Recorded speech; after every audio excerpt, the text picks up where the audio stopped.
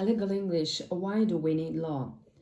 Almost everything we do is governed by some set of rules. There are rules for games, for social clubs, for sports, and for adults in their workplace. There are also rules imposed by morality and custom that will play an important role in telling us what we should and shouldn't do. However, some rules, those made by the state or the courts, are called laws. Laws resemble morality because they are designed to control or alter our behavior. But unlike rules of morality, laws are enforced by the courts. If you break a law, whether you like that law or not, you may be forced to pay a fine, pay damages, or go to prison. Why are some rules so special that they are made into laws? Why do we need rules that everyone must obey? In short, what is the purpose of law? If we didn't live in structured society with other people, laws wouldn't be necessary.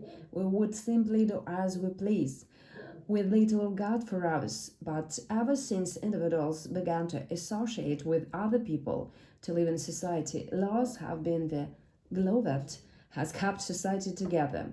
For example, the law in our country states that we must drive our cars on the right hand side or of right hand side of a two-way street. If people were allowed to choose as at random which side of a street to drive on, driving would be dangerous and chaotic. Laws regulating our business affairs help to ensure that people keep their promises.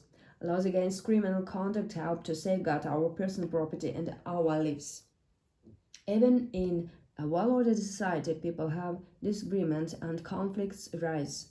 The law must provide a way to resolve their disputes peacefully. If two people claim to own the same piece of property, we don't want the matter settled by a duel. We turn to the law and to institutions like the courts to decide who is the real owner and to make sure that the real owner rights are respected. We need law, then, to ensure a safe and peaceful society in which individuals' rights are respected. But we expect even more from our law. Some totalitarian governments have cruel and arbitrary laws enforced by police forces free to arrest and punish people without trial. Strong arm tactics may provide a great deal of order, but we reject this form of control.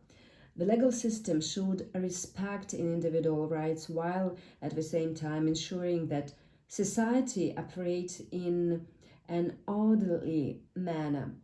And society should believe in the rule of law, which means that the law applies to every person, including members of the police and other public officials, who must carry out their public duties in accordance with the law. In our society, laws are not only designed to govern our conduct, they are also intended to give effect to social policies. For example, some laws provide for benefits when workers are injured on the job, for healthcare, as well as for loans to students who otherwise mightn't be able to go to university. Another goal of the law is fairness. This means that the law should recognize and protect certain basic individual rights and freedoms such as liberty and equality. The law also serves to ensure that strong groups and individuals don't use their powerful position in society to take unfair advantage of weak individuals. However, despite the best intentions, law are sometimes created so that people later recognize as being unjust or unfair. In democratic society, laws are not carved in stone but must reflect the changing needs of society.